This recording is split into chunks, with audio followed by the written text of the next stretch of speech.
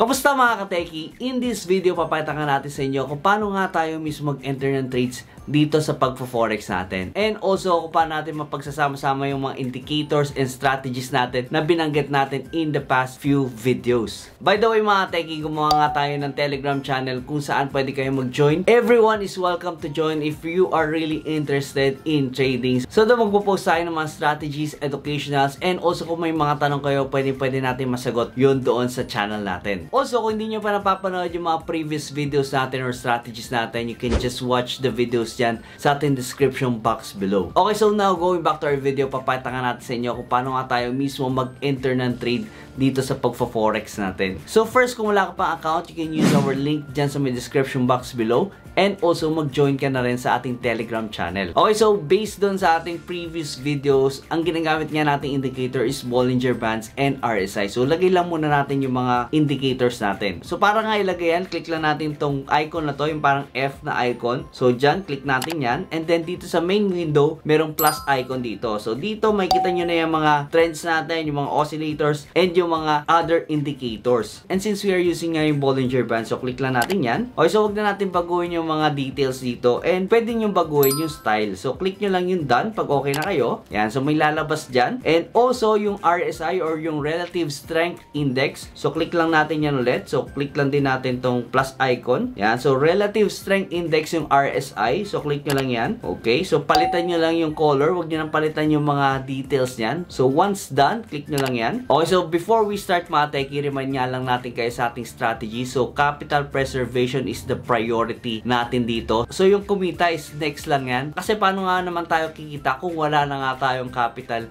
dito sa ating account. Also, since we are using real money, kailangan natin talagang alagaan yan. And as long as nabuhay pa yung capital mo dito sa account mo, there will always be a chance for you to profit. Kasi nandyan lang naman yung market and you will always find opportunities to enter. And next nga, always apply risk management. So, always apply your stop loss. Ibig sabihin, kung mali kayo, tanggapin natin na nagkamali tayo and mababawasan niya yung capital natin. Pero mape-preserve natin yung bulk ng ating capital. And also, part nga ng strategy natin is hindi nga tayo nag-aim ng home run dito or yung napakalaking move dito. We're going to aim for small gains pero multiple trades. So that's what's been working for me. Masasabi ko na consistent nga yung profits natin by applying those rules sa ating pagtitrade. Okay, so kung bago ka pa lang rin, always stick with one currency pair and also apply the smallest lot na pwede mo mailagay. Okay, so start na nga tayo since nalagay na nga natin yung Bollinger Bands and yung RSI. So first na gagawin natin is tingnan muna natin yung mga time frames. So we always start with D1. So ibig sabihin 1 day. So ibig sabihin bawat galaw ng kandila, it takes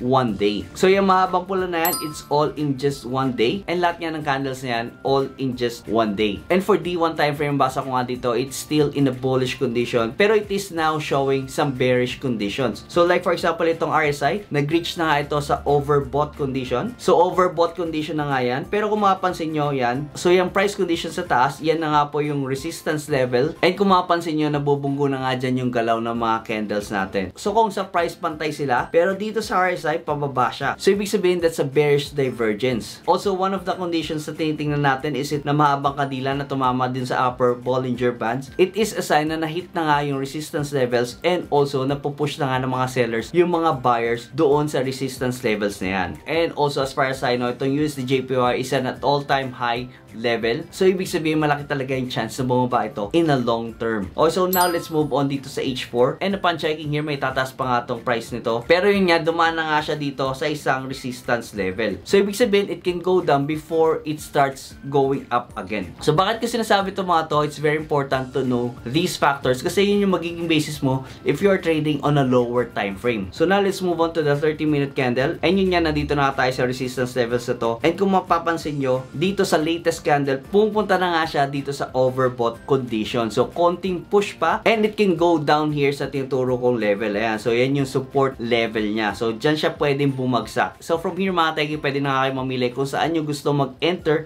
ng sell position either on M1, M5, or M15. So basically, we are looking for a sell position kasi we are aiming for a pullback nitong USD/JPY na currency pair. And kung mapapansin nyo dito, tuloy-tuloy na nga yung pagtaas niya, pero yun niya bumabagsak na siya pa konti-konti. So titingnan na lang natin dito mga techies itong overbought condition. And also, since tumatama na nga siya sa upper Bollinger Bands, we are now looking for a signs of reversal based on a candle. Ayan, so yung mga candles na yan. So it's very important kapag tinatimingan mo yung reversal ng price na yan. So yan, meron ng red na kandila. Titingnan na lang natin yung confirmation yan on the next candle. Okay, so mga techie, dito may nakita nga tayong isang hanging man. And ako-confirm na nga siya on the next candle. Ito, nagkaroon na nga siya ng isa pang red candle. And again, pwede tayo mag-place ng order dito kasi kung makita natin, talaga nauuntog na yung mga kandila dito. Although nagkaroon ng green candle dito, pwede tayong mag-place ng order. Sell order dito. And then, ang maganda dito sa application na to, pwede nyo i-drag yan. Yan, TP na yan. So again, it's not an exact science. So pwede nyo siya ilagay on a near support level as your target price. And then, as for your stop loss, pwede nyo siya ilagay dito sa taas. Pero wag naman siya masyadong malapit kasi baka madaplisan lang siya and mag-execute yan.